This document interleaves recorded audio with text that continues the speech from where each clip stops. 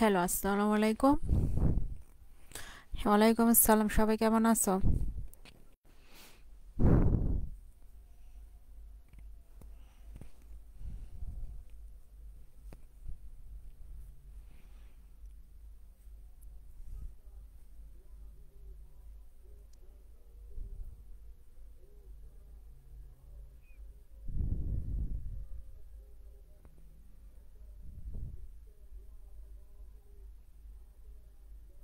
Sound plus screen দুইটা কি clear?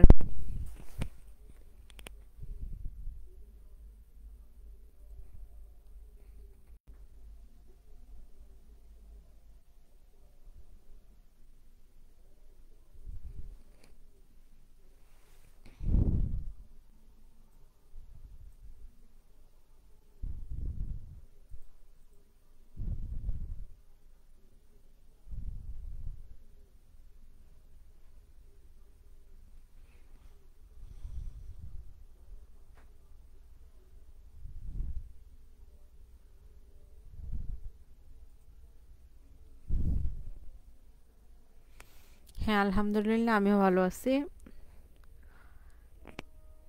All clear. আচ্ছা, পোয়েট্রির নোটগুলো যে তোমরা হোমওয়ার্কগুলো করো, একদম লিঙ্গুইস্টিক্সে তোমরা অনেক হোমওয়ার্ক করতা, কিন্তু পরবর্তীতে দেখা গেছে যে তোমাদের হোমওয়ার্কে সংখ্যাটা অনেক কমে গেছে। তো হোমওয়ার্ক করবা না। হোমওয়ার্ক যদি না করো তাহলে কি তোমরা যে পড়তেছ এই জিনিসটা তোমার ক্লিয়ার কনসেপ্ট আসবে না। ওকে, সো তোমাকে কি করতে হবে যে হোমওয়ার্কটা করতে হবে। হোমওয়ার্ক না করলে কিন্তু একটা বিষয় সম্পর্কে তোমার যে একদম একদম ক্রিস্টাল ক্লিয়ার যে একটা কনসেপ্ট, এই কনসেপ্টটা হবে না। কোনো না কোনো জায়গায় কি তোমার একটা লেকিং থেকেই যাবে। সো তোমাকে অবশ্যই পোয়েট্রিগুলি একদম চেষ্টা করবা যে তোমরা হোমওয়ার্কগুলো করার জন্য। আর ক্রিটিসিজম তো শেষ। তো ক্রিটিসিজমের যারা হোমওয়ার্ক করো নাই তারা অবশ্যই 31শে ডিসেম্বরের ভিতরে সবাই হোমওয়ার্ক করা ওই গ্রুপের যে হোমওয়ার্ক যে গ্রুপটা আছে ওইখানে সাবমিট করবা। ওকে, আচ্ছা ঠিক আছে। আর পোয়েট্রিগুলি কিন্তু অবশ্যই করতে হবে, কারণ পোয়েট্রির মধ্যে কিছু কিছু ইনফরমেশন থাকে যে ইনফরমেশনগুলো তুমি যদি নোটের মধ্যে এগুলি ইনক্লুড না করবা, তো তুমি নোট করো না, তখন কি দেখা যাবে যে তোমার এই ইনফরমেশন স্কিপ হয়ে যাবে, তোমার মাথায় এই ইনফরমেশনগুলো পরীক্ষার সময় থাকবে না। তাই তোমাকে অবশ্যই হোমওয়ার্কগুলো করতে হবে। ওকে, আচ্ছা, আজকে হলো আমাদের 16 and 17 সেঞ্চুরি পোয়েট্রির 3 নম্বর ক্লাস। আমরা আগে দুইটা ক্লাস করছি, দুইটার মধ্যে দুইটা কবিতা পড়ছিলাম। সো আজকে হলো আমাদের 3 নম্বর ক্লাস। এখানেও আমরা একটা কবিতাই পড়ব। আচ্ছা, এই কবিতার নাম হলো এ বেলিডিকশন ফর বিডিং মর্নিং। ওকে, এই কবিতাটার নাম। আচ্ছা, তো যে কবিতাটা, এই কবিতাটা মূলত আমরা একটা প্রাইমারি একটা ইন্ট্রোডাকশন দিই, যেহেতু এটা একটা কবিতা।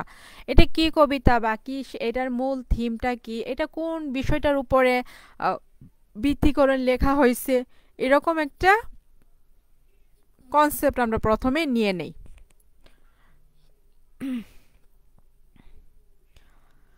এ valediction forbidding mourning by John Donne is a metaphysical poem. Okay, তো এই যে এ ভ্যালিডিকশন ফরবিডিং মর্নিং, এই যে কবিতাটা, এই কবিতাটা মূলত একটা metaphysical poem that explores the theme of love and separation. যেটার মধ্যে কোন দুইটা থিমকে প্রায়োরিটি করা হয়েছে বা কোন দুইটা থিম আলোচনা করা হয়েছে, সেটা হলো love and separation. In the poem, the speaker addresses his beloved and urges her to accept their temporary separation with calmness and not with mourning or dramatic expressions of grief. তো এখানে বলতেছে speaker যে এই যে কবিতাটা, এই কবিতার যে স্পিকার সে তার বিলাভেড ওয়াইফকে, এখানে বিলাভেড ওয়াইফ মানে তার স্ত্রীকে বলতেছে যে তার স্ত্রীকে সে সম্বোধন করছে এবং তার স্ত্রীকে সে অনুরোধ করতেছে যে আমাদের যে এই অস্থায়ী একটা সেপারেশন, বিচ্ছেদ, এই বিচ্ছেদটাকে কি তুমি কামলি শান্তভাবে অ্যাকসেপ্ট করে নাও এবং এর জন্য তুমি কোনো হাই হুতাশ করবা, মানে কোনো দুঃখ প্রকাশ করবা না। এই যে ব্যাপারগুলো, এই ব্যাপারগুলোই মূলত কবি এখানে বিভিন্ন সিমিলি, তারপর মেটাফর, তারপর কনসিট, এই যে বিভিন্ন ফিগার অফ স্পিচ আছে, এই ফিগার অফ স্পিচের মাধ্যমে সে আমাদেরকে এই কবিতার মাধ্যমে দেখাইছে। Okay, the poem deals with spiritual. এখন তোমার একটা প্রশ্ন আসতে পারে যে A valediction forbidding mourning, এই যে কবিতাটা, এই কবিতাটার মধ্যে জন ডান কোন ধরনের লাভকে দেখাইছে বা কোন ধরনের লাভকে সে প্রায়োরিটি দিছে? তাহলে আনডাউটেডলি কিন্তু এটার আনসার হবে স্পিরিচুয়াল লাভ। ওকে, স্পিরিচুয়াল লাভ। প্রতিটা প্রশ্নের তোমরা বুঝতে হবে যে এখানে কোন থিমটা, কোন জিনিসটার উপরে সে ফোকাস করছে। এরকম প্রশ্ন কিন্তু তোমাদের ব্রিফে করতে পারে যে এ ভ্যালিডিকশন ফর বিটিং মর্নির মধ্যে কোন ধরনের লাভ বলা হয়েছে। তো স্পিরিচুয়াল লাভ অথবা প্লাটোনিক লাভ বলতে পারো বা পিওর লাভ বলতে পারো, তোমার ইচ্ছে। কিন্তু এটাকে কিন্তু ফিজিক্যাল লাভ কিন্তু এখানে হাইলাইট করে নাই। কিন্তু আমরা যখন তার ক্যানোনাইজেশন পড়ব, ওইখানে কিন্তু সে ফিজিক্যাল প্লাস স্পিরিচুয়াল ওই দুইটা লাভকে সে মানে সমপরিমাণভাবে গুরুত্ব দিছে ওইখানে। কারণ ওই কবিতার মধ্যে সে বলছে মানে ফিজিক্যাল লাভের মাধ্যমেই মূলত কি স্পিরিচুয়াল লাভটা গেইন করা যায়। ওকে, এটা হচ্ছে ওই কবিতার আলোচ্য বিষয়। আর এই কবিতার মধ্যে সে বলছে কি, এখানে সে বলতেছে স্পিরিচুয়াল। স্পিরিচুয়াল তো বুঝো যে ভালোবাসাটা কি, যে ফিজিক্যাল যে অ্যাট্রাকশনটা থাকে এই অ্যাট্রাকশনের বাহিরে, মানে ফিজিক্যাল অ্যাট্রাকশনের মধ্যে কোনো মানে লিমিটেড থাকে না, এটা একদম বাইরে থাকবে। ফিজিক্যাল যে লাভ, এই লাভের দ্বারা কোনো অ্যাট্রাক্টেড না। ফিজিক্যাল লাভ বলতে কি, যে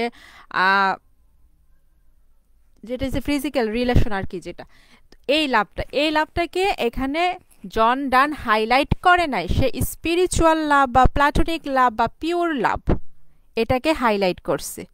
ওকে, আচ্ছা, এটা ছিল এ ভ্যালিডিকশন ফর বিটিং মর্নিং এর একটা ছোট্ট একটা সাম আপ আমরা বলতে পারি, বা এট এ গ্লান্স আমরা বলতে পারি যে এখানে কোন কোন জিনিসটাকে সে হাইলাইট করতেছে বা এই কবিতার সেন্ট্রাল থিম কি, মেইন থিম কি। এখন তোমাকে যদি প্রশ্ন করা হয় যে এই যে কবিতাটা এ ভ্যালিডিকশন ফর বিটিং মর্নিং, এটার সেন্ট্রাল থিম কি, আনডাউটেডলি স্পিরিচুয়াল লাভ। আবার মেইন থিম কি, একই কথা। বা এখানে কোন ধরনের লাভকে জন ডান হাইলাইট করছে, তো এটাও কিন্তু একই উত্তর। তার মানে তোমার এখানে ইয়াটা কি দাঁড়াইছে, কথাটা কি দাঁড়ালো, কথাটা দাঁড়ালো যে তুমি কিভাবে প্রশ্নটা বুঝতে হবে। তোমাকে ফার্স্ট অফ অল তোমাকে প্রশ্ন বুঝতে হবে যে এখানে কি বলছে। কবিতার প্রশ্ন কিন্তু অনেক সময় দেখা যায় কবিতার একটা লাইন দিয়ে, মানে একটা ফ্রেজ, ছোট্ট একটা অংশ দিয়ে বলে যে এটা দ্বারা কি বোঝানো হয়েছে। কবিতার প্রশ্নগুলো কিন্তু এভাবেও করা হয়। সো তোমাকে ওইভাবেই তোমার ইনফরমেশনগুলো সেট আপ করে রাখতে হবে। ওকে, আচ্ছা, এখন এই যে কবিতাটা, প্রতিটা কবিতাই যে রাইটাররা মানে লিখে, তারা কোনো একটা কন্টেস্টের ভিত্তিতে লিখে। যেমন আমরা যখন রবার্ট ব্রাউনিং এর বিভিন্ন কবিতা পড়ছি, তখন তো দেখছি যে সে বিভিন্ন ঘটনার পরিপ্রেক্ষিতে বা কোনো একটা জিনিস ইন্সপায়ার্ড হয়ে সে পরবর্তীতে কবিতাগুলো লিখছে। তো সিমিলারলি আমাদের এখানে জন ডানও, আর এই কবিতার স্পিকার কিন্তু জন ডান স্বয়ং। ওকে, আর এখানে যে বিলাভেটের কথা যে বলা হয়েছে, এটা হলো জন ডানের ওয়াইফ অ্যানি মুর। ওকে, আর জন ডান কিন্তু মানে লাভ ম্যারেজ তাদের, সে পালিয়ে বিয়ে করছিল। আর পালিয়ে বিয়ে করার কারণে কিন্তু মানে সে কিছুটা সময় মানে কারাগারে খুব সম্ভবত ছিল। আচ্ছা, এখন কোন কন্ট্রাস্টে এই কবিতাটা লেখা হয়েছে এটা আমরা একটু দেখি। কন্ট্রাস্ট বা ব্যাকগ্রাউন্ড তোমরা যেটা খুশি এটা বলতে পারো। জন ডান, আমরা জানি জন ডান কি 17th সেঞ্চুরির একজন রাইটার, যে পলিটিশিয়ান ছিল। ওকে, তো অ্যানি মুরের যে আঙ্কেল, খুব সম্ভবত অ্যানি মুরের আঙ্কেলের আন্ডারে সে অ্যাজ আ পলিটিশিয়ান কাজ করতো। তখন ওইখানে অ্যানি মুরকে সে দেখে এবং তারা প্রেমে পড়ে, এবং পরবর্তীতে তারা বিয়ে করে, পালিয়ে বিয়ে করছে তারা। ওকে, তারপর সে লয়ার ছিল, পিস্ট ছিল। পিসটা মূলত কি, এখানে সে তার জীবনের পরবর্তী সময়টা তখন পিস্ট।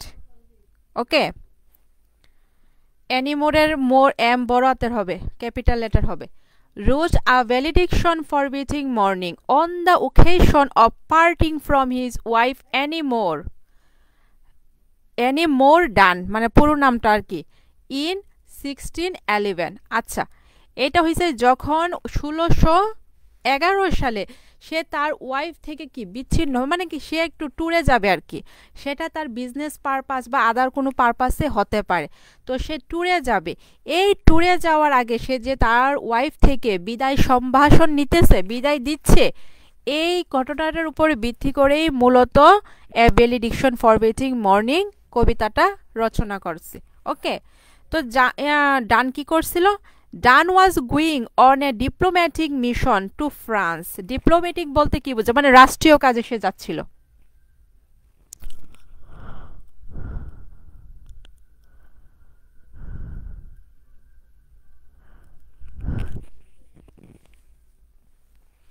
তার মানে সে রাষ্ট্রীয় ট্যুরে যেহেতু সে পলিটিশিয়ান ছিল তো রাষ্ট্রীয় কাজের জন্য সে ফ্রান্সে একটা মিশনে যাচ্ছিল মানে ব্যক্তিগত কোনো ট্যুর ছিল না living his wife behind in England তার ওয়াইফ অ্যানি মুরকে সে কি করছিল ইংল্যান্ডে রেখে সে ফ্রান্সে যাচ্ছিল এটা হচ্ছে তার ওয়াইফের নাম অ্যানি মোরডান এ ভ্যালিডিকশন ইজ আচ্ছা এখন এই যে এ ভ্যালিডিকশন এই ভ্যালিডিকশন যে তোমার এখানে আমাদের টাইটেলটা আছে টাইটেলের মধ্যে কিন্তু দুইটা ফ্রেজ আছে এটা আমরা পরবর্তীতে বলতেছি আচ্ছা এখানে দেখি এইটা এই লাইনটা আমি পরবর্তীতে বলতেছি this poem cautions against grief against about separation and affirms the special okay এগুলো লাগবে না আমাদের আচ্ছা এই যে কবিতাটা এই কবিতাটা মূলত স্পিরিচুয়াল লাভ এটা তো আমরা বুঝছি এখন দেখো এই যে এই কথাটা যে বলছি না আমি এখানে এটা এসে আমি এখানে বলবো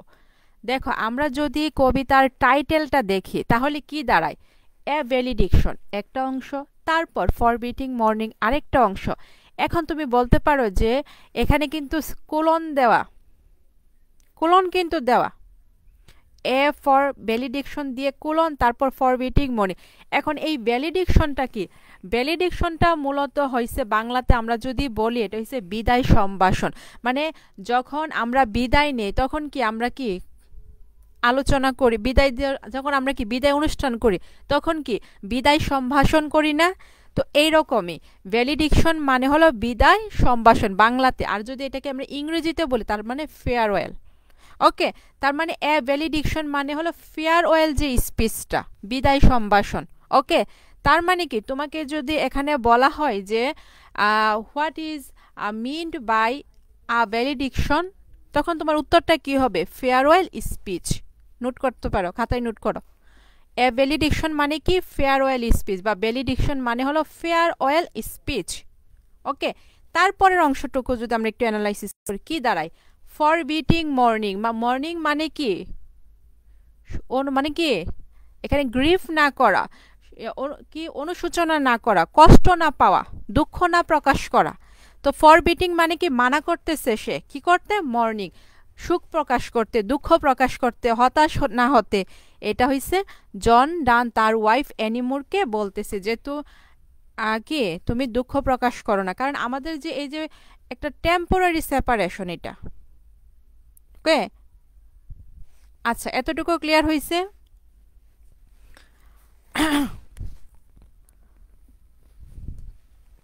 এতটুকু ক্লিয়ার হয়েছে কি না এখন যদি তোমাকে টাইটেলের অ্যানালাইসিসটা বলে তাহলে তো বুঝছোই কি বলতে হবে ভ্যালিডিকশন মানে হলো ফেয়ারওয়েল স্পিচ আর মর্নিং ফরবিডিং মর্নিং মানে কি এখানে তাকে বলতেছে দুঃখ প্রকাশ না করতে কষ্ট না পেতে মানা করতেছে ওকে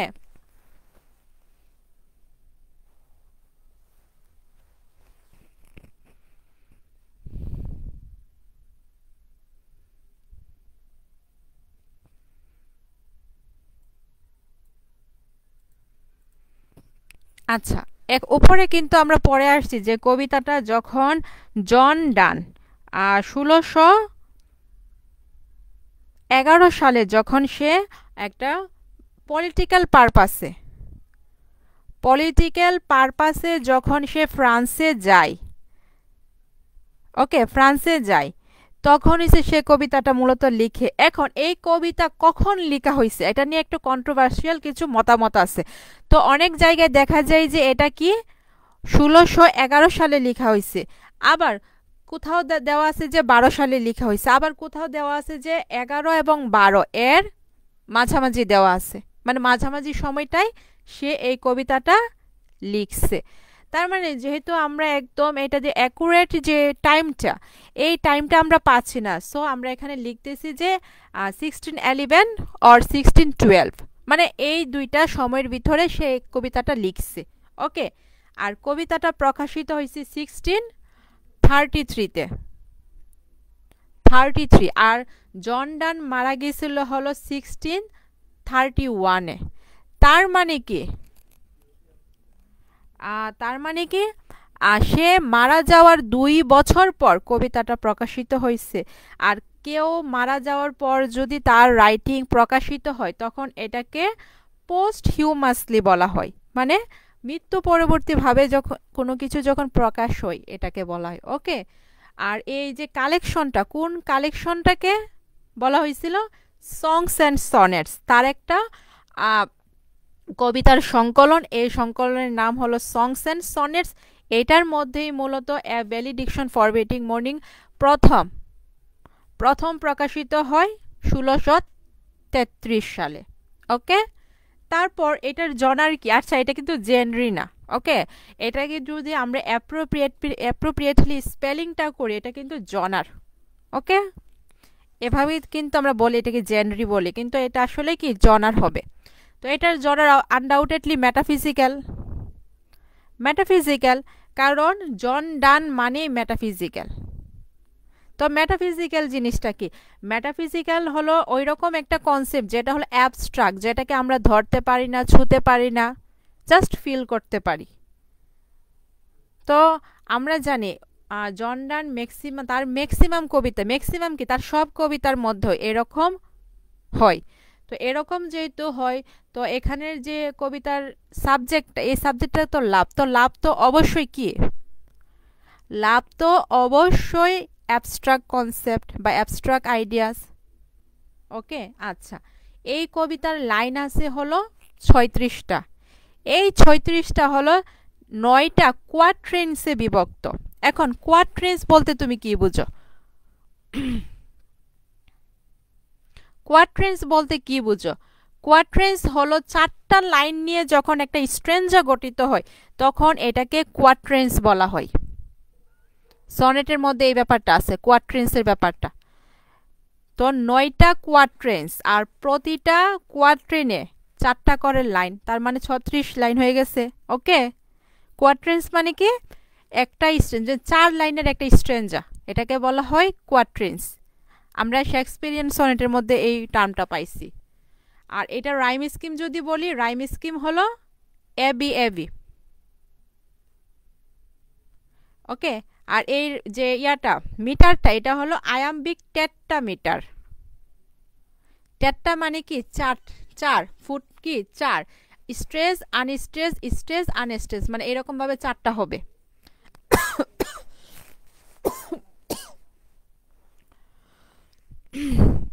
Iambic tetrameter, a type of poetic meter where each line has 4 beats. Beats মানে কি? এই যে স্ট্রেস আনস্ট্রেসের যে ফুট পড়ছো না স্ক্যানেশনের মধ্যে, স্ক্যানিং এর মধ্যে পড়ছো তো ফার্স্ট ইয়ারে, রিডিং রাইটিং এর মধ্যে এটা ছিল কিন্তু।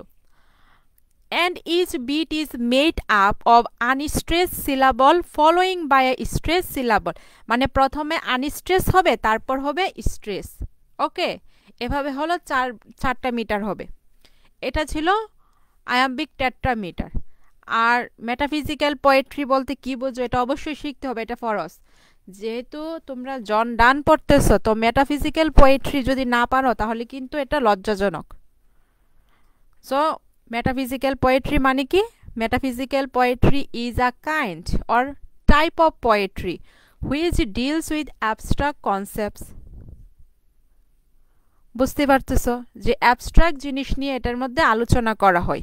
যে কবিতার মধ্যে অ্যাবস্ট্রাক্ট জিনিস। এখন অ্যাবস্ট্রাক্টটা কি? অ্যাবস্ট্রাক্ট হলো এইরকম, মানে আমরা যেটাকে ফিল করতে পারি সেটাই অ্যাবস্ট্রাক্ট।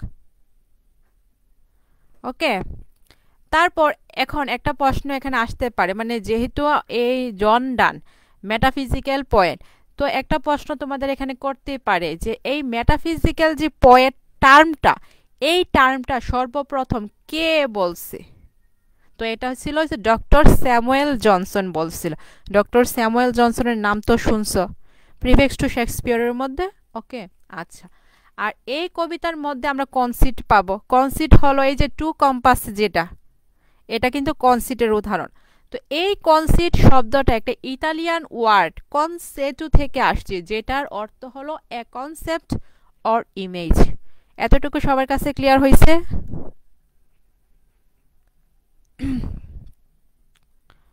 এতটুকু সবার কাছে ক্লিয়ার হয়েছে কিনা? এখন আমরা কি প্রশ্নের ভিতরে যাব?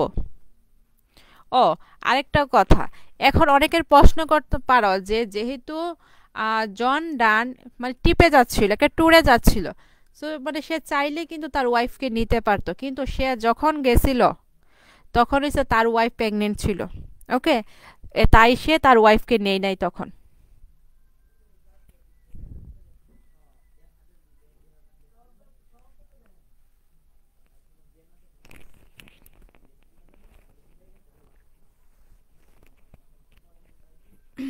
বুঝতে পারছো? কনসিট হলো একটা, কনসিট কি একটা কম্পারিজন। যেমন কি সিমিলি মেটাফর কি কম্পারিজন, কম্পারিজনই তো। সিমিলি হলো লাইক অর এস, এই দুইটা কানেক্টর একদম ডিরেক্ট থাকে, তখন এটাকে সিমিলি বলা হয়। মেটাফরটার মধ্যে হলো ইনডিরেক্টলি কম্পারিজন করা হয়, এটা মেটাফর। আর কনসিট হলো কি যখন দূরবর্তী দুইটা ভিন্নধর্মী, দূরবর্তী দুইটা ভিন্নধর্মী জিনিসের মধ্যে যখন তুলনা করা হয় তখন এটাকে কনসিট বলা হয়।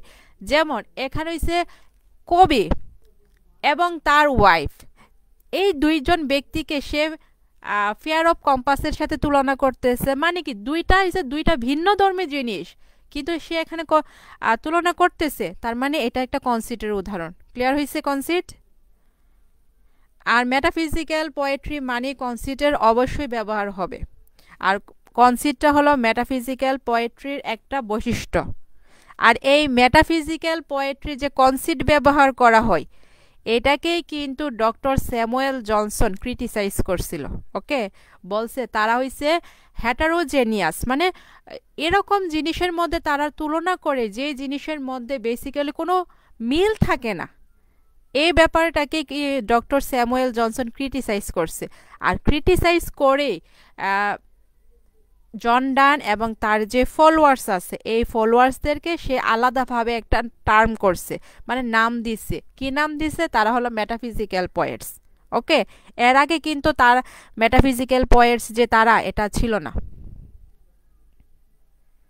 ওকে, ক্লিয়ার হয়েছে এতটুকু? এখন কি আমরা প্রশ্নে মানে কবিতার ভিতরে যাব?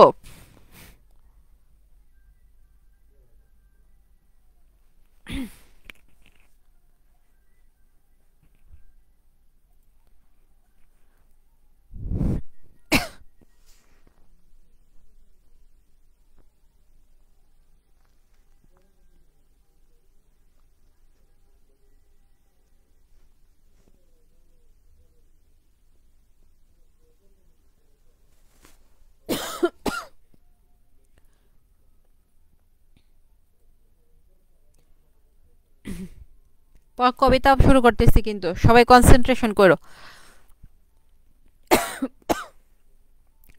A Valediction for Breathing Morning by John Donne. Okay. As virtuous men pass mildly away. Pass away মানে কি? ডাই, মৃত্যুবরণ করা, এটা কিন্তু একটা ফ্রেজ, জানো তোমরা। And whisper to their souls to go, মানে এখানে বলতেছে যারা নোবেল ম্যান, ভার্চুয়াস ম্যান, তারা কি করে? সাইলেন্টলি মৃত্যুবরণ করে এবং তাদের আত্মাকে বলে যে তারা ডিপার্চার করতে, চলে যেতে। মানে চলে যেতে মানে কি? এখানে তারা মৃত্যুটাকে কি সাদরে গ্রহণ করে। কারা? ভার্চুয়াস ম্যান বা নোবেল ম্যান যারা।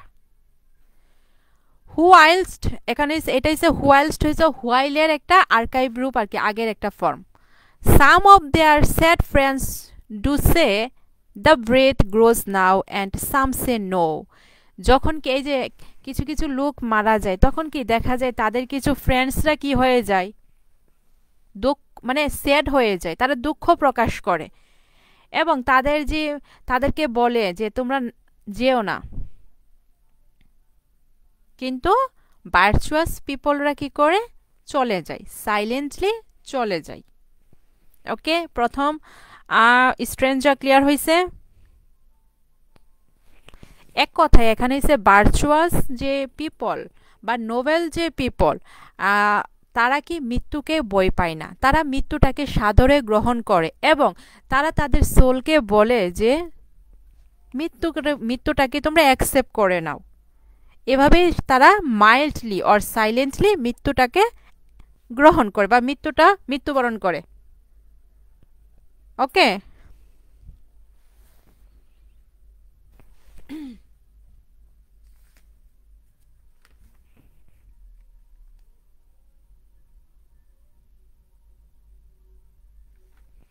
প্রথমটা ক্লিয়ার হয়েছে, প্রথম স্ট্রেঞ্জার ক্লিয়ার হয়েছে কিনা বলো।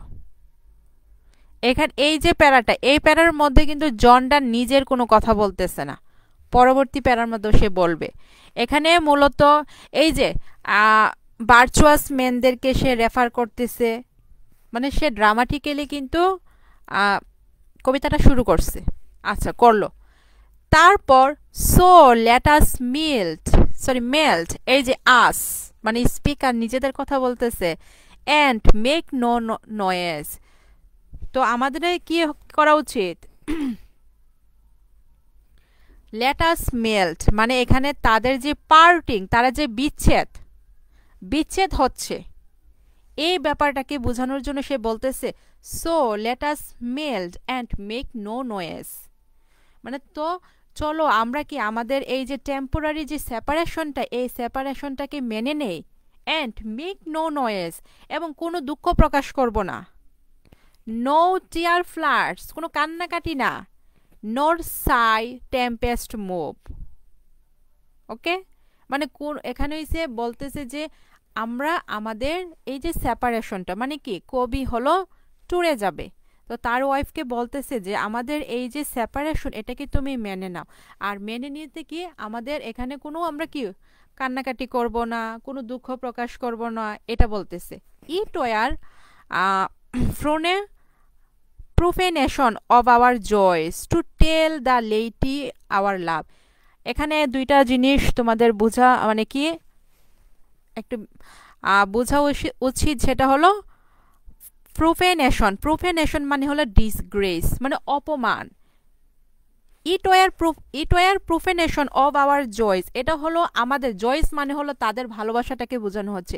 এই যে আমরা যদি কি করি, নয়েস করি, শোরগোল করি, বা আমরা কান্নাকাটি করি, দুঃখ হাই হুতাশ করি, এইরকম যদি করি, আমরা যদি আমাদের এই যে পার্টিংটা, আমাদের যে সেপারেশনটা, এই সেপারেশনটাকে না মেনে নেই, তাহলে এটা হলো আমাদের ভালোবাসার জন্য অপমানজনক। প্রুফেনেশন মানে হলো ডিসগ্রেস। ওকে, ডিসগ্রেস মানে কি অপমান। To tell the laity our love, laity মানে হলো এখানে কমন পিপলকে বোঝানো হয়েছে, যে এই সাধারণ মানুষদেরকে আমাদের ভালোবাসার কথাটা বলা কি আমাদের ভালোবাসার মধ্যে কি আমাদের ভালোবাসার জন্য এটা অপমানজনক। ওকে, 2 নাম্বার স্ট্রেঞ্জার ক্লিয়ার হয়েছে। এখানে সে তার বিলাবেটকে রিকোয়েস্ট করতেছে যে আমাদের পার্টিংটা তুমি মেনে নাও এবং বলতেছে যে তুমি এখানে কোনো দুঃখ প্রকাশ করো না, কোনো কান্নাকাটি করো না, কোনো হাই হুতাশ করো না, কারণ এটা যদি করি এবং এটা যদি মানে অন্যরা শুনে তাহলে কি এই ব্যাপারটা আমাদের ভালোবাসার জন্য অপমানজনক। ওকে, লেইটি মানে হলো কমন পিপল, মানে তার আশেপাশের সাধারণ মানুষদেরকে বোঝানো হচ্ছে এটা।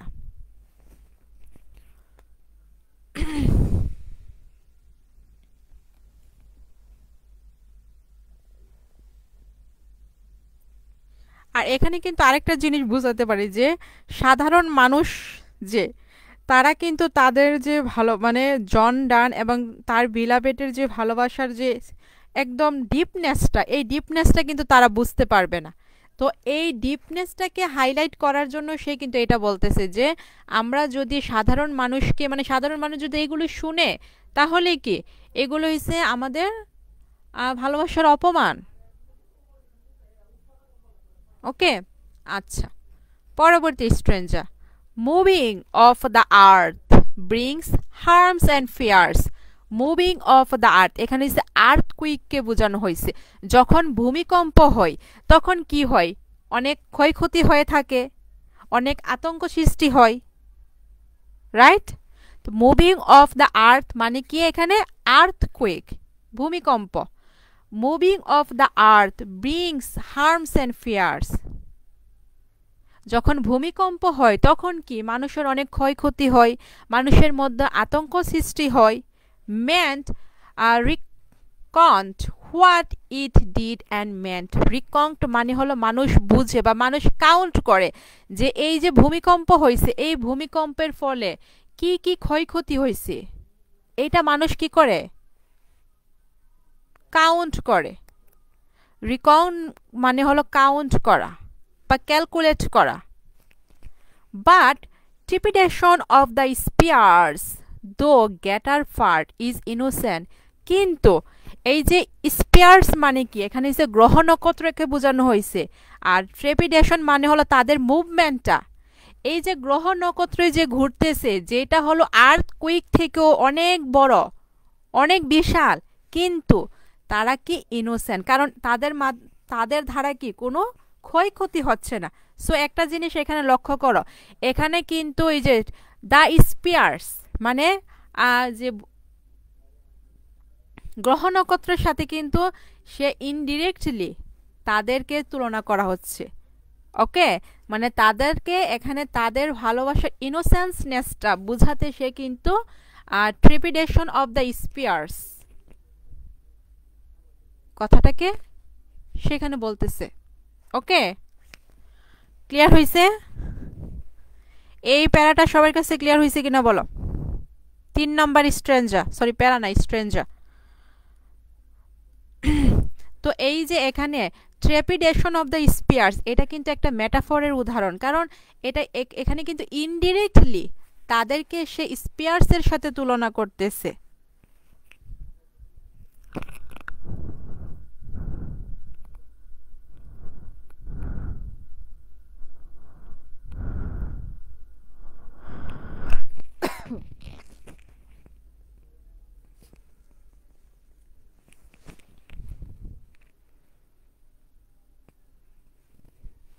ক্লিয়ার হয়েছে কিনা বলো? আচ্ছা, পরবর্তী স্ট্রেঞ্জাতে সে তাদের ভালোবাসার একটা কন্ট্রাস্ট বলবে, যে এখানে এই যে স্ট্রেঞ্জার, এই স্ট্রেঞ্জাতে হলো 1 2 3 4, 4 নম্বর স্ট্রেঞ্জাতে সে হলো ফিজিক্যাল লাভের কথা বলবে। ফিজিক্যাল যে লাভটা, এই লাভের কথা বলবে এখন।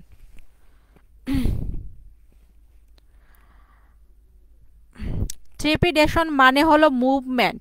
তো আমরা কি স্পিয়ার্স মানে হলো গ্রহ নক্ষত্র, মানে সৌরজগৎ। তো সৌরজগতের মধ্যে কি গ্রহ উপগ্রহগুলো কি করে? মুভমেন্ট করে। তারা কি তাদের নির্দিষ্ট কক্ষপথে কি মুভমেন্ট করে। তো এই যে তারা নির্দিষ্ট কক্ষপথে মুভমেন্ট করতেছে, এই ব্যাপারটা কিন্তু আর্থকুইক থেকে অনেক বেশি, মানে গ্রেটার, মহৎ, তাদেরটা কি অনেক বড় মাপের। তবুও তারা ইনোসেন্ট, কারণ তাদের দ্বারা কোনো ক্ষয়ক্ষতি হচ্ছে না। আর এখানে ট্রেপিডেশন অফ দ্য স্পিয়ার্স দ্বারা জর্ডান মূলত তাদের ভালোবাসার যে কি ফিরমনেস, মানে স্থায়িত্বটা, এই স্থায়িত্বটা বোঝাতে চাচ্ছে। ওকে, আচ্ছা, পরবর্তী স্ট্রেঞ্জা, ডাল সাবলুনারি লাভার্স লাভ। এখানে ডাল সাবলুনারি বলতে হলো worldly love, that means physical love. Okay, dull sublunary lovers love whose soul is sense. এখানে দেখো সেন্স, সেন্স বলতে কি আমরা জানি, সেন্স বলতে হলো আমাদের পঞ্চ ইন্দ্রিয়। তো এটা এখানে এই সেন্স দ্বারা মূলত ফিজিক্যাল যে অ্যাট্রাকশন, মানে ফিজিক্যাল যে ব্যাপারটা, এই ব্যাপারটাকে বোঝানো হচ্ছে। তো এখানে ক্যান নট অ্যাডমিট অ্যাবসেন্স, এতটুকু বলি, যে ডাল সাবলুনারি লাভার্স লাভ মানে ওয়ার্ল্ডলি লাভার্স, যারা হলো ফিজিক্যাল অ্যাট্রাকশন, যে লাভারদের ফিজিক্যাল অ্যাট্রাকশন থাকে, তারা কি করতে পারে না, তারা হলো সেপারেশন, সাময়িক যে বিচ্ছেদ, এই বিচ্ছেদটা তারা টলারেট করতে পারে না, সহ্য করতে পারে না, যাদের মেইন কনসার্নই থাকে শুধু ফিজিক্যাল ব্যাপারটা। Because it doth remove those things which elemented in it, কারণ এটা কি করতে পারে না, মানে ফিজিক্যাল যে অ্যাট্রাকশনটা, এই ফিজিক্যাল অ্যাট্রাকশনের বাহিরে তারা আসতে পারে না। তার মানে তাদের যে সেন্টার, তারা শুধুমাত্র ফিজিক্যাল ব্যাপারটার মধ্যেই থাকে। কারা? ডাল সাবলোনারি মানে ওয়ার্ল্ডলি লাভ, যারা যারা হলো শুধুমাত্র ফিজিক্যাল ব্যাপারটাকে ফোকাস করে, ফিজিক্যাল ব্যাপারটাই যাদের কাছে ইম্পর্ট্যান্ট, তারা হলো এই ফিজিক্যাল ব্যাপার থেকে বাহির হতে পারে না, এবং তারা কি করতে পারে না, সেপারেশনটা মেনে নিতে পারে না। ক্লিয়ার হয়েছে? এই 4 নম্বর stranger.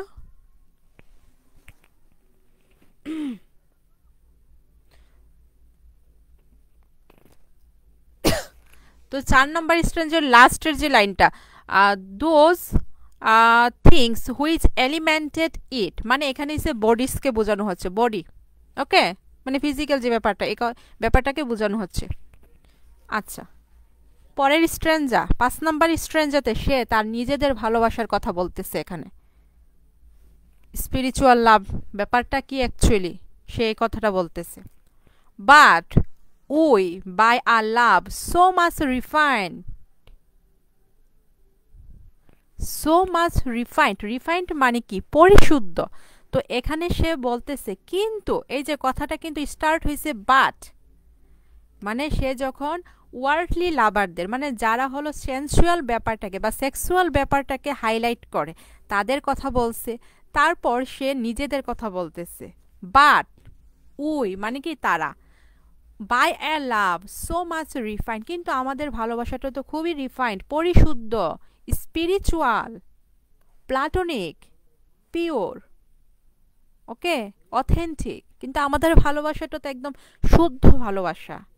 That our selves know not what it is, যেটা আমরা জানি না যে আমাদের ভালোবাসাটা কি। Inter assured of the mind, এই যে inter assured of the mind হলো তাদের মধ্যে যে মিউচুয়াল আন্ডারস্ট্যান্ডিং, মিউচুয়াল যে ট্রাস্ট, এই জিনিসটাকে বোঝানো হচ্ছে। আমাদের যে ভালোবাসাটা, এই ভালোবাসাটা কি একটা মিউচুয়াল আন্ডারস্ট্যান্ডিং, আমরা দুজন দুজনকে বুঝি, দুজন দুজনকে ট্রাস্ট করি।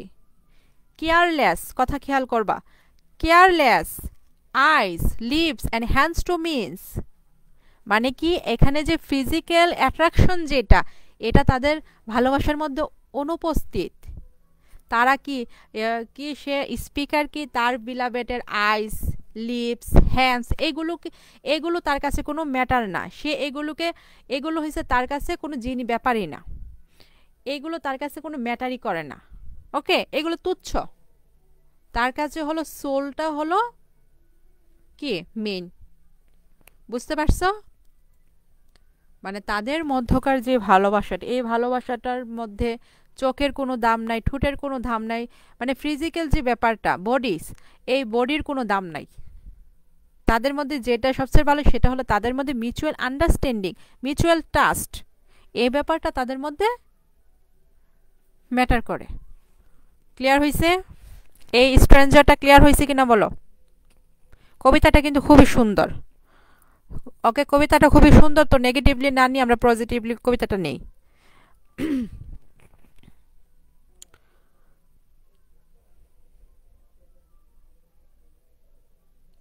এতটুকু ক্লিয়ার হয়েছে কিনা বলো?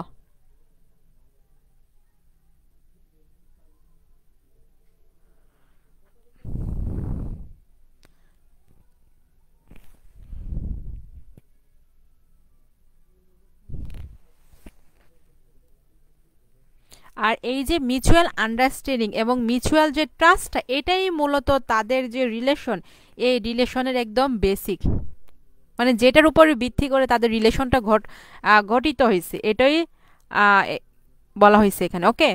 তারপরে স্ট্রেঞ্জার তো সে বলতেছে, our two souls therefore which are one, মানে কি সে বলতেছে আমাদের দুইটা সোলে কি এক, মানে এখানে কোন কথাটা বলা হয়েছে যে টু বডিজ ওয়ান সোল, একটা ব্যাপার আছে না, টু বডিজ ওয়ান সোল, মানে দুইটা দেহ একটা আত্মা। তো এখানে সে এই কথাটাকে হাইলাইট করতেছে, our two souls therefore which are one, আমাদের দুইটা সোলস যেটা কিন্তু এক, though I must go endure not yet average but an expansion, যদিও আমি যদি যাই, এটা কিন্তু আমাদের কি সেপারেশন না, ব্রেস মানে কি ভাঙা না বা বিরতি না, সেপারেশন না, বিচ্ছেদ না। ওকে, যদিও আমি যাই, তো আমাদের এটা কি সেপারেশনটা কি বিচ্ছেদ না, বাট এন এক্সপেনশন, এক্সপেনশন মানে কি বিস্তৃতি, তার মানে কি তাদের ভালোবাসাটা কি অ্যাবসেনে কি আরো বেড়ে যাবে। লাইক গোল টু ইয়ারি থিননেস ব্রিথ, এই যে লাইক, লাইক মানে হলো এখানে কিন্তু তাদের যে ভালোবাসাটা, এই ভালোবাসাটাকে সে কিন্তু এই যে যখন স্বর্ণ মানে বানানো হয় তখন কি করে, এটার মধ্যে কি আগুনে অনেক সময় কি করে, কি গলিয়ে তারপরে এটাকে হ্যামার দিয়ে পিটিয়ে পিটিয়ে কি করে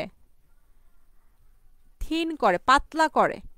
তো এই যে পাতলা স্বর্ণের যে পাতলা করে করে কি স্বর্ণ যেভাবে তৈরি হয়, মানে খাঁটি স্বর্ণে যেভাবে পরিণত হয়, আমাদের এই সেপারেশনটাও কি ওই রকম, আমাদের সেপারেশনটা ওই রকম, বরং এটা আমাদের সেপারেশন, এটা হলো আমাদের ভালোবাসার এক্সপানশন, এর মাধ্যমে কি আমাদের ভালোবাসাটা আরো বাড়বে। কে বলতেছে? স্পিকার তার বিলাবেটকে বলতেছে। ওকে, এখানে দেখো লাইক গোল টু ইয়ারি থিননেস বিট, বিট মানে হলো এই যে স্বর্ণের মধ্যে যে আঘাত করা হয়, যে এটাকে পাতলা করে কে এটাকে খাঁটি স্বর্ণে পরিণত করা হয়, এই ব্যাপারটাকে বোঝানো হচ্ছে। লাইক মানে এখানে একটা ডিরেক্ট একটা সিমিলি পাচ্ছি আমরা। এতটুকু ক্লিয়ার হয়েছে? এখানে কিন্তু বলছে তাদের দুইজনের আত্মাটা হলো একটা আত্মা, কিন্তু পরবর্তীতে বলবে যে তাদের মনে করো আমাদের দুইজনের আত্মাটা দুইটাই, তখনই এই যে টুইন কম্পাসের সাথে তুলনা করবে। এতটুকু ক্লিয়ার হয়েছে কিনা বলো?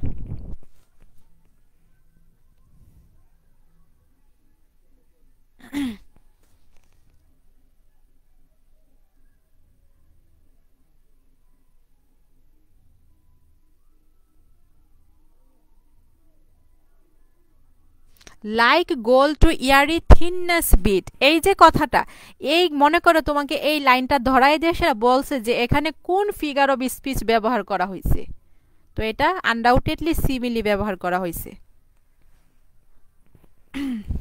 ক্লিয়ার হয়েছে কিনা একটু বলো?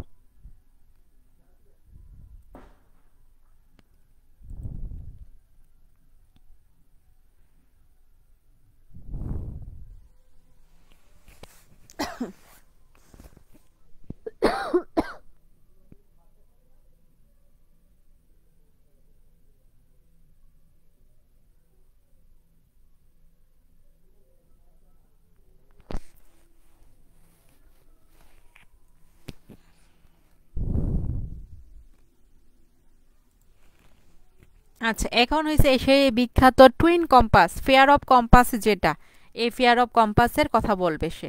এখানে ফেয়ার অফ কম্পাসটা কেন, আমরা যদি কম্পাসটা যদি তোমরা একটু মাথায় মধ্যে একটু মানে স্মরণ করো, আমরা কি কম্পাসের একটা কাঁটা কিন্তু আমাদের যে একটা সেন্টারে থাকে, আরেকটা কাঁটা কি ঘুরে, ওকে ঘুরে, কিন্তু ঘুরে এসে কিন্তু এই যে যে ইয়াটা কাঁটাটা স্থির ছিল, এর পাশাপাশি কিন্তু আবার এসে থামে, এটা যদি তোমরা খেয়াল করো, তো ওই রকম একটা উদাহরণে সে দিছে।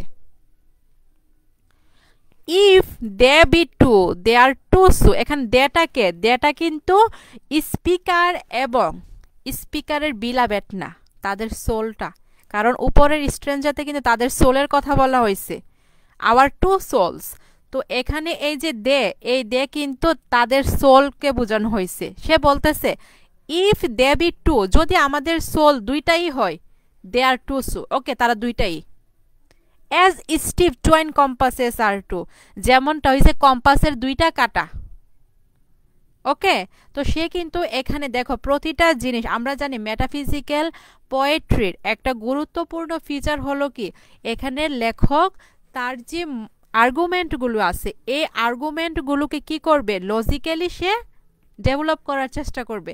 তো এখানেও কিন্তু জন ডান কিন্তু এটাই করতেছে। প্রথমে সে তাদের দুইটা সোলকে এক বলছে, এখন বলতেছে যাও তুমি মানো না যে আমাদের দুইটা সোল এক। আচ্ছা আমরা ধরি যে আমাদের দুইটা সোল দুইটাই, মানে দুইজনের দুই সোল, কিন্তু এই দুইটা সোল মানে তোমার এবং আমার যে সোল, এই সোলটা কি হবে, এই যে কাটা কম্পাসের মতো, কাটা কম্পাসের যে দুইটা কাটা থাকে, এই কাটা কম্পাসের দুইটা কাটার মতো।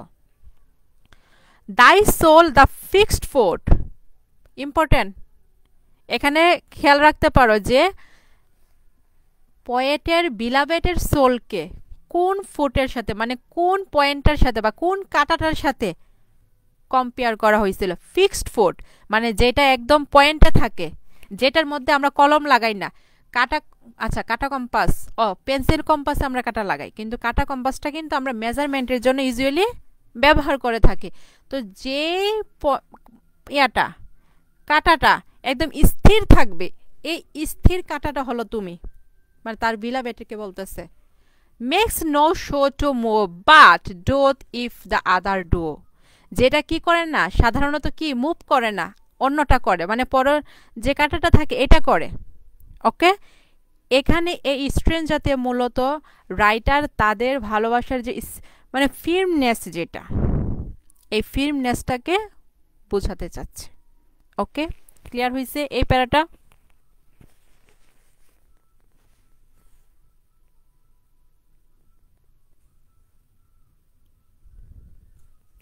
এই প্যারাটা ক্লিয়ার হয়েছে?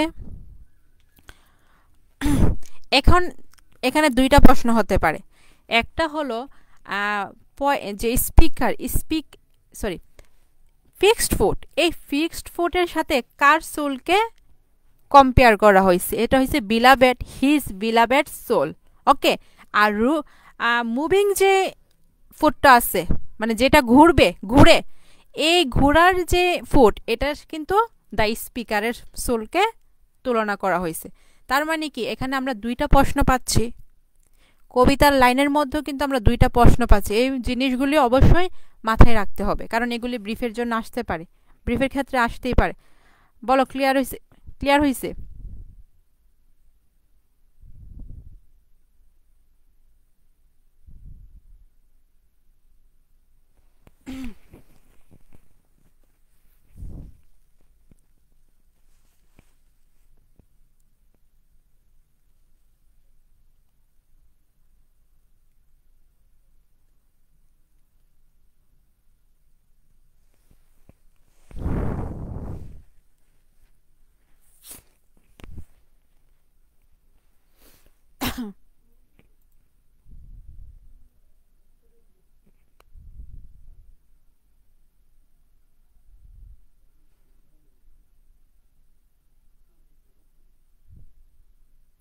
মুভিং ফুট না বলে তোমার রোটেটিং ফুটও বলতে পারে, মানে যেটা ঘুরতেছে। আচ্ছা, ক্লিয়ার হলে আমরা পরবর্তীতে যাই। And though is in the centre sit, মানে এখানে যে তার বিলাবেটের যে সোলটা, এই সোলের কথা বলতেছে, যদিও কি এটা সেন্টারে একদম স্থির থাকে, yet when the other far doth roam it leans and hearkens after it. Hearkens মানে কি, মানে ঘোরা আর কি। তো যদিও যে মেইন ফিক্সড যে ফুটটা, এই ফুটটা কি থাকে, একদম স্থির থাকে, কিন্তু যখন অন্য ফুটটা ঘুরে, অন্য কাঁটাটা ঘুরে, তখন কি দেখা যায় যে এই কাঁটাটা কি, ওই যে কাঁটাটা ঘুরতেছে এই কাঁটাটার দিকে একটু ঝুঁকে যায়, লিন্স করে। ওকে, লিন্স মানে কি ঝুঁকে পড়া, মানে একটু হেলান দেয়, এরকম অবস্থা।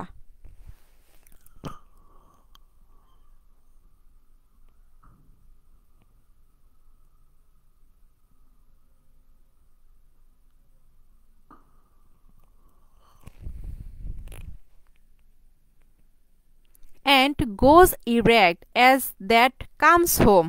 comes home, নোট করো, কামস হোম বলতে কি, এই যে একটা কাটা কম্পাসের দুইটা কাটা, একটা হলো পয়েন্টে দাঁড়িয়ে আছে, কাটা কম্পাস তো বুঝো, যেটার দুইটার মুখে কাটা থাকে। আমাদের জ্যামিতি বক্সের যে একটা ছিল পেন্সিল কম্পাস, যেটার মধ্যে আমরা পেন্সিল লাগিয়ে বিভিন্ন চিত্র আঁকি, এটা পেন্সিল। এটা ছাড়া যে আরেকটা কম্পাস ছিল, এটাকে বলা হয় কাটা কম্পাস। ওকে, তো এই কাটা কম্পাসের একটা কাটা তো আমরা একটা পয়েন্টে স্থির করে রাখি, এবং আরেকটা কাটাকে কি আমরা ঘুরাই। কোনো একটা জিনিস যখন আমরা মেজারমেন্ট করতেছিলাম, তখন কি এই যে কাটাটাকে ঘুরাতাম। তো এই যে ঘুরাইছি ঘুরাইছি, ঘুরানোর পর কি একটা পয়েন্টে কিন্তু সে যে পয়েন্ট থেকে সে শুরু হয়েছিল, সে কিন্তু আবার এই ফিক্সড ফুটের কাছে এসে কিন্তু শেষ হয়ে যায়। ওকে, তার মানে এখানে একটা জিনিস নোটিস করো, কি বলতেছে, অ্যাজ দ্যাট কামস হোম, মানে এখানে কবি নিজের কথা বলতেছে যে আমি যেখানেই থাকি না কেন পরিশেষে তোমার কাছে ফিরে আসবো। ওকে, তার মানে তার রাইটারের মানে বিলাবেটের প্রতি তার যে ভালোবাসাটা, মানে সে কি দিন শেষে তার কাছে ফিরে আসবে।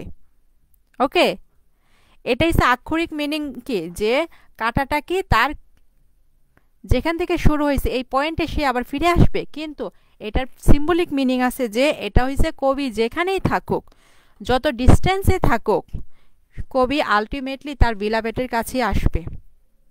ওকে, বুঝাতে পারছো এখানে এখানে সিম্বলিক অথবা মেটাফরিক্যাল মিনিংটা কি বলতেছে এখানে রাইটার? ক্লিয়ার হয়েছে কিনা বলো?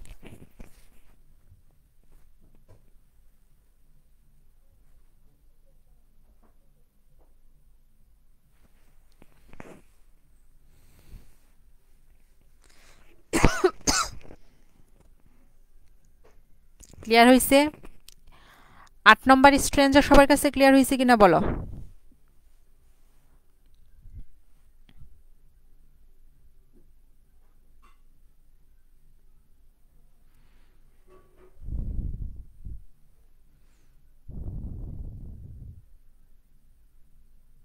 লাস্ট স্ট্রেঞ্জার, এখানে একটা ইম্পর্টেন্ট লাইন, লাস্টের দুইটা line. Okay,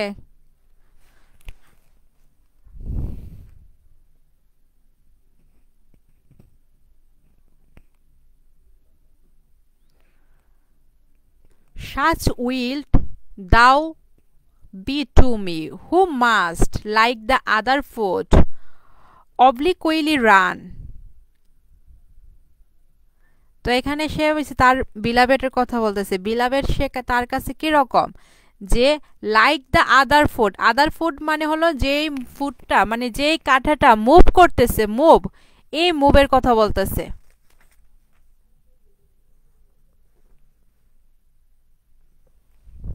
who must like the other foot obliquely run, মানে হলো সাময়িকভাবে দূরে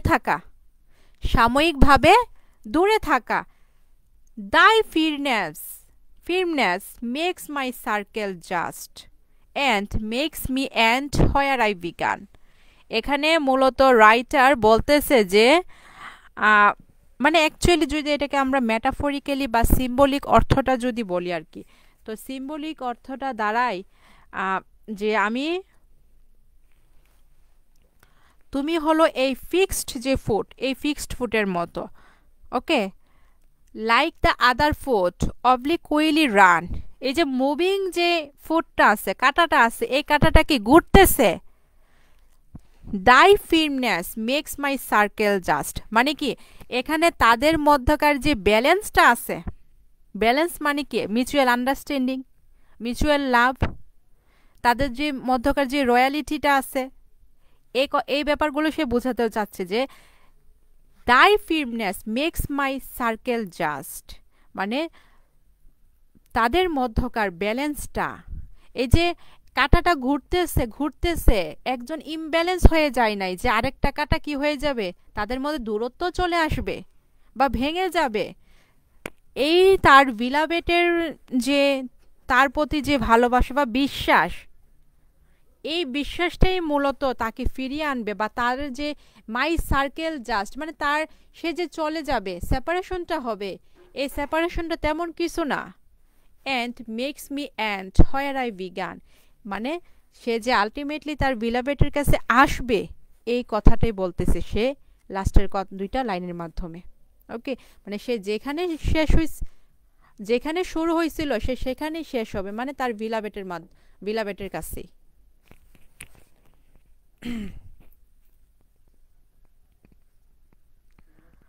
সো এখানে আরেকটা জিনিস আমরা লক্ষ্য করতে পারি যে তার বিলাবেটের যে তার প্রতি যে বিশ্বাস, মানে ফিরনেস, বিশ্বাস, এই বিশ্বাসটাই মূলত তাদের মধ্যকার যে ভালোবাসাটা এটাকে আরো স্ট্রেংথ করবে, আরো শক্তিশালী করবে, পাকাপোক্ত করবে।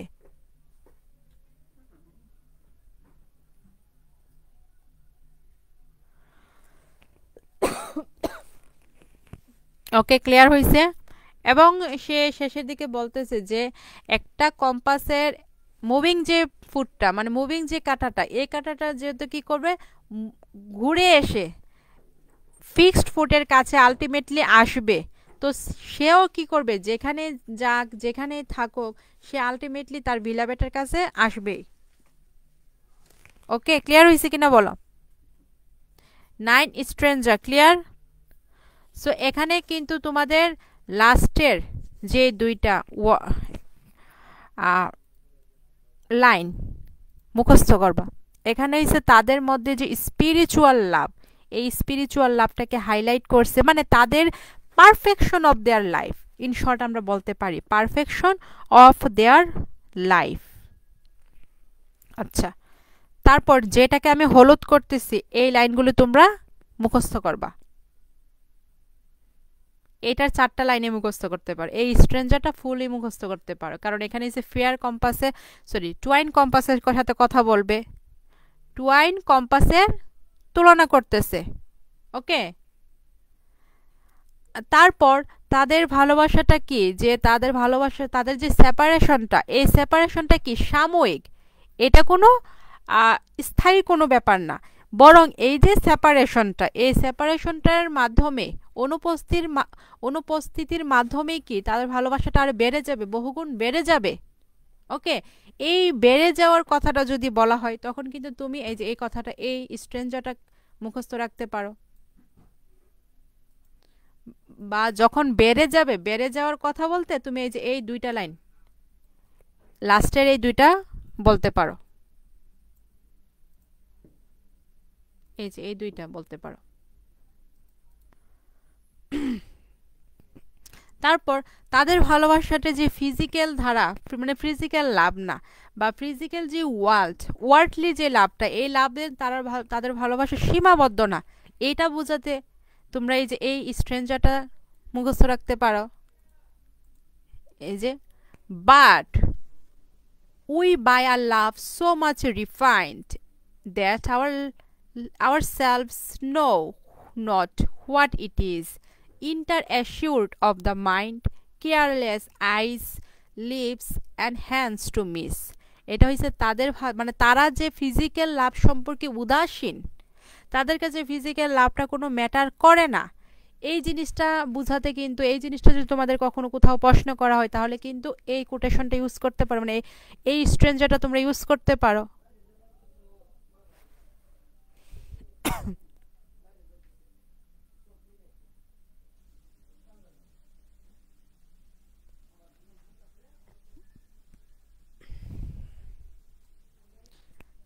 সাময়িক সেপারেশনটা অ্যাকসেপ্ট করার জন্য তার ওয়াইফকে যে সে বলতেছে, এটা বুঝাতে তোমরা এই লাইনটা ইউজ করতে পারো।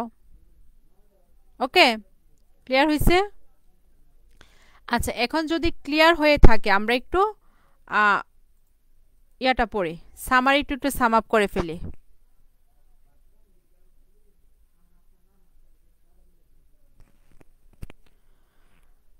দ্য স্পিকার বিগিনস, সামারিটা পড়তেছে, পুরো কবিতার সামারিটা আবার পড়তেছে।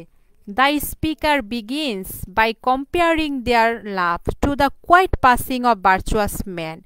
এই যে কবিতাটা কবি শুরু করছে, কবিতার প্রথমে কিন্তু সে তাদের যে ভালোবাসাটা, এই ভালোবাসাটাকে পাসিং অফ ভার্চুয়াস ম্যান, মানে গুণী বা নোবেল যে মানুষ থাকে, এই মানুষদের, বিখ্যাত যে মানুষগুলো থাকে গুণীজন, এই বিখ্যাত মানুষদের মৃত্যুর সাথে তুলনা করতেছে। হু ডাই সো পিসফুলি, যে খুবই শান্তভাবে সাইলেন্টলি মৃত্যুবরণ করে বা মৃত্যুটাকে গ্রহণ করে, that their friends are uncertain whether they are truly gone। মানে এখানে বলতেছে যে তারা যখন মৃত্যুবরণটা করে ভার্চুয়াস পারসন, তখন তাদের ফ্রেন্ডরা কি হয়, সেট হয়, তারা সাময়িকভাবে মানে প্রথমত তাদের মৃত্যুটা মেনে নিতে পারে না। He asked his beloved to part from him in the same serene manner without public displays of sorrow। তো সে তার বিলাভেড ওয়াইফকে বলতেছে তুমি কি এইরকম ভাবে কামলি পিসফুললি আমাদের যে এখন সেপারেশনটা হচ্ছে এই সেপারেশনটাকে মেনে নাও, এবং এটাকে যাতে অন্যান্য মানুষরা আমাদের এই যে সেপারেশন হচ্ছে এই সেপারেশন হওয়ার জন্য যে দুঃখ প্রকাশ করব, হাই হুতাশ করব, এই ব্যাপারটা যাতে অন্যরা না জানে তুমি এটাকে সিরেন্ট ম্যানার, সিরেন্ট মানে কি কাম, শান্ত শিষ্ট, ওকে, পিসফুল, মেনে নাও। He contrast their love with that of ordinary lovers।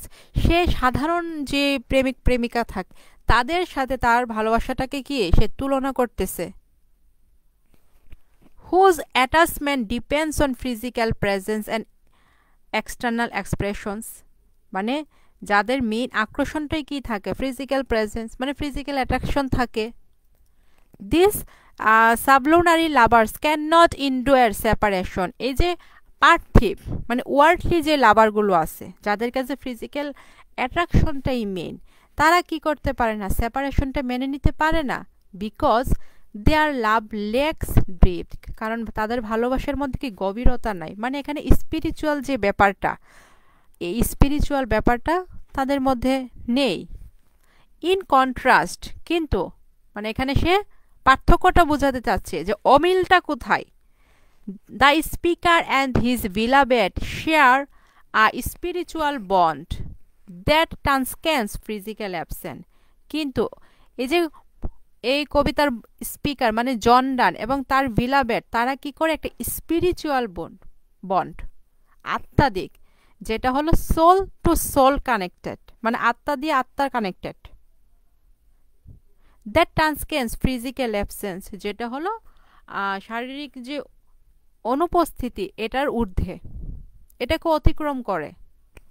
তারপর টু কম্পাসের সাথে যে তুলনা করবে এই কথাটা বলতেছে। The speaker likens their connection to two legs of a compass. কম্পাসের দুইটা পা অথবা দুইটা কাটার সাথে সে তাদের যে স্পিরিচুয়াল কানেকশনটা আছে এই স্পিরিচুয়াল কানেকশনটাকে সে তুলনা করছে, কম্পারিজন করছে। লাইকেন্স মানে হলো এখানে compare. Although the legs may be apart, যদিও এই যে লেগস মানে কাঁটাগুলোকে কি দেখা যায় যে তারা কি অ্যাপার্ট মানে বিচ্ছিন্ন, তাদের মধ্যে একটা ডিস্টেন্স আছে। They remain connected at the top. আমরা যদি একটু কাটা কম্পাসটা একটু মানে খেয়াল করো, উপরের যেই পয়েন্টটা আছে এই পয়েন্টের মধ্যে কিন্তু দুইটা কি থাকে, কানেক্টেড থাকে, okay. And one leg leans toward the other, এবং একটা কাঁটা অন্য কাঁটাটার দিকে কি হেলে থাকে বা ঝুঁকে থাকে। ইনশিওরিং ইউনিটি, এই যে ঝুঁকে থাকে বা হেলে থাকে এটা মূলত হইছে কি তাদের মধ্যে যে একটা ইউনিটি আছে, ঐক্য আছে, একতা আছে, এই ব্যাপারটাকে বোঝানো হয়। He assures his beloved that, সে তার বিলাভেডকে নিশ্চয়তা দিচ্ছে that their love like the compass, তাদের যে ভালোবাসাটা এটা হলো কম্পাসের মতো। Is straight fast and will only go stronger during their separation. তাদের ভালোবাসাটা কি কম্পাসের মতো।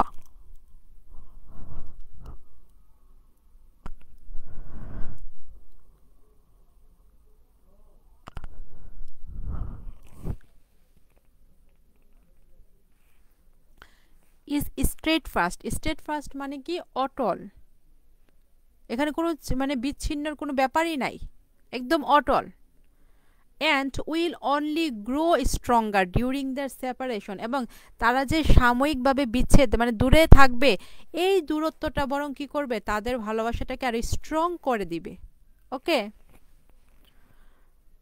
The poem concludes with the speaker emphasizing that এই যে কবিতাটা কিভাবে শেষ হয়েছে, কোন বিষয়টার উপরে ফোকাস করে কবিতাটা শেষ হয়েছে, that their love is not weakened by distance, তাদের যে ভালোবাসাটা এটা কি, এই যে দূরত্ব, এই দূরত্বর ধারা কি কমে যাবে না বা দুর্বল হয়ে যাবে না, but instead perfected by their unwavering trust and spiritual closeness, কিন্তু তাদের মধ্যকার যে মিউচুয়াল ট্রাস্টটা আছে, স্পিরিচুয়াল ক্লোজনেসটা আছে, এইটার মাধ্যমে তাদের ভালোবাসাটা আরও পরিপূর্ণ হবে, আরও বাড়বে, আরও এক্সপ্যান্ডেড হবে। ওকে, এটা ছিল ভ্যালিডিকশন ফর ওয়েটিং মর্নিংয়ের সাম আপ। ওকে, তো এই কবিতার থিম যদি আমরা বলি, থিম কি, অবশ্যই লাভ, লাভ, তারপর ফিজিক্যাল লাভ ভার্সেস স্পিরিচুয়াল লাভ আমরা বলতে পারি, কারণ এখানে কিন্তু কন্ট্রাস্টের মাধ্যমে জন ডান দুইটা ব্যাপারে আমাদের মাঝে দেখাইছে। তারপর ডিস্টেন্স বলতে পারি, সেপারেশন আর কি যেটা। ওকে, ক্লিয়ার হয়েছে কবিতাটা সবার কাছে?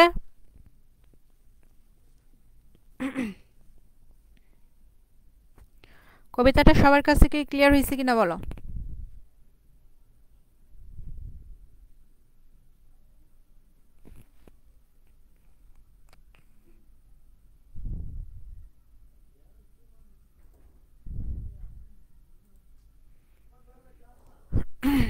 কবিতাটা সবার কাছে ক্লিয়ার হয়েছে কিনা বলো? কবিতাগুলো অবশ্যই মানে বুঝলে কবিতা ইজি, কারণ কবিতার প্রশ্নগুলো কিন্তু অবশ্যই তোমাকে ডিপলি করতে হবে, পড়তে হবে আর কি।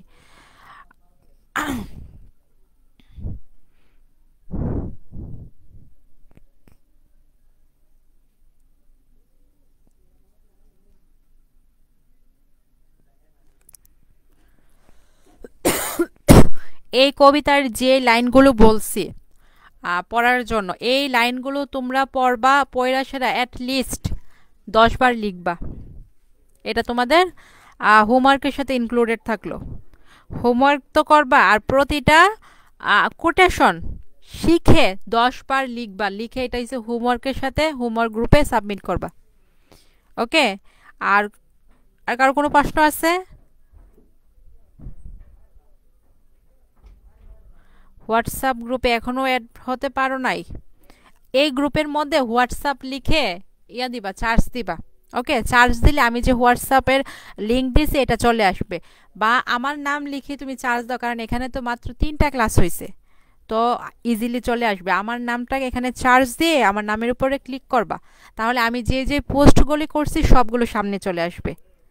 ওকে, তখন হয়েছে তুমি ওই এই হোয়াটসঅ্যাপ গ্রুপের যে লিঙ্কটা আছে ওই লিঙ্কে ক্লিক করলে ওইখানে রিকোয়েস্ট চলে যাবে, কারণ হোয়াটসঅ্যাপের লিঙ্কটা আমরা পার্সোনালি কাউকে দেই না, নেই আর কি এখন অবধি। যেই জিনিসগুলো, যে লাইনগুলো আমি বলছি এই লাইনগুলি মুখস্থ করবা, সব লাইন না তো, সব লাইন কি মুখস্থ? এখানে কিন্তু তোমার টুইন কম্পাসের যে ব্যাপারটা, এটা কিন্তু তোমাকে জবের ক্ষেত্র বলতে পারে, ধরতে পারে, এটা একটা বিখ্যাত লাইন, এই কবিতার একটা বিখ্যাত লাইন, ইনফ্যাক্ট জন ডানের কবিতার একটা বিখ্যাত লাইন এটা।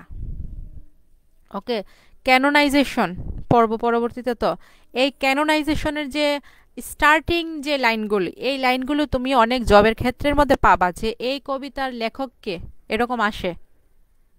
ওকে, তারপরে হচ্ছে দ্য সানরাইজিং বিজি ওল ফল রোলি, এই যে একটা কথা লাইনটা, এই লাইনেও জবের ক্ষেত্রে অনেক মানে বলে যে এই লাইনের লেখককে বা এটা কোন কবিতার অংশ, এরকমও প্রশ্ন থাকে। ম্যাক্সিমাম থাকে যে কবিতার লাইনটা দিয়ে তারপর বলে যে এটার লেখককে, এটা ম্যাক্সিমাম টাইম বলে।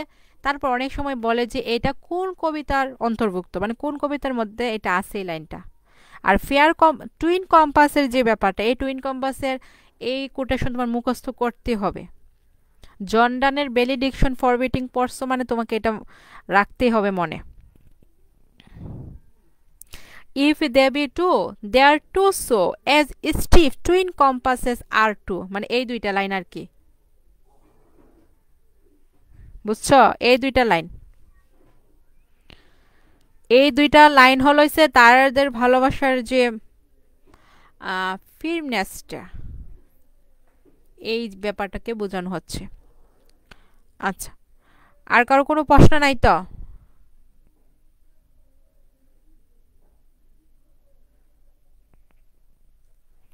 কারো কোনো প্রশ্ন আছে কিনা বলো।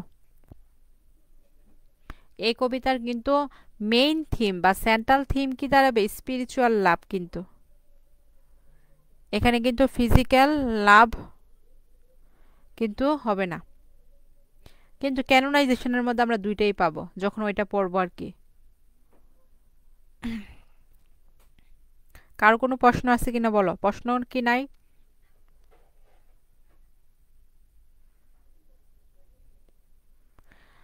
আর জন ডানের গুলি তো তোমার ছোট, তারপর জর্জ হারবার্ডের কবিতাগুলো ছোট, অ্যান্ড্রিউ মার্বেল মোটামুটি ছোটই আছে, কিন্তু কবিতা হবে বড়, হয়েছে ফেয়ারি কুইন আর হয়েছে প্যারাডাইস লস্ট, এই দুইটা হচ্ছে বড়। সো এই দুইটার হয়েছে আমরা মেইন মেইন যে পয়েন্টগুলি বা মেইন মেইন যে জায়গাগুলি, এই জায়গাগুলো হলো পড়ব। স্পিরিচুয়াল লাভ হবে, মেইন থিম হবে স্পিরিচুয়াল লাভ বা প্লাটোনিক লাভ, পিওর লাভ।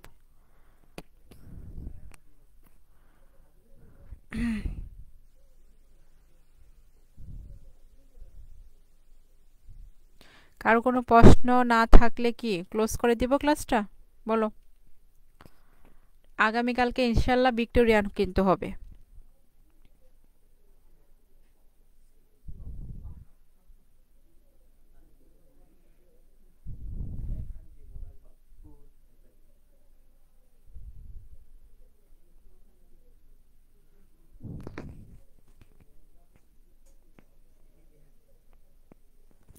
যে ওয়ার্ডগুলোর মিনিং বলছি, যে ওয়ার্ডগুলোর মিনিং বলছি এগুলো কিন্তু অবশ্যই একটু মনে রাখবা, কারণ পোয়েট্রির ক্ষেত্রে দেখা যায় কি যে ছোট ছোট একটা ওয়ার্ড দিয়ে বলে যে এটা দ্বারা কি বোঝানো হয়েছে, রাইটার এটা দ্বারা কি বুঝাইছে, পোয়েট এটা দ্বারা কি বুঝাইছে, এই ব্যাপারগুলো কিন্তু আসে।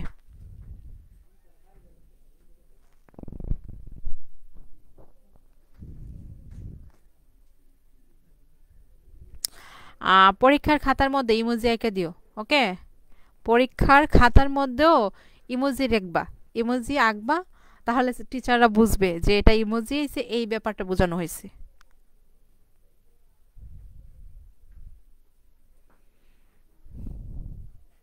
আচ্ছা, কারো কোনো প্রশ্ন না থাকলে ক্লাসটা মানে ক্লোজ করে দিলাম। আর সবাই অবশ্যই করো, আগামী ক্লাসের আগে অবশ্যই এটার হোমওয়ার্কটা ক্লিয়ার করে রাখো, ওকে? আল্লাহ হাফেজ।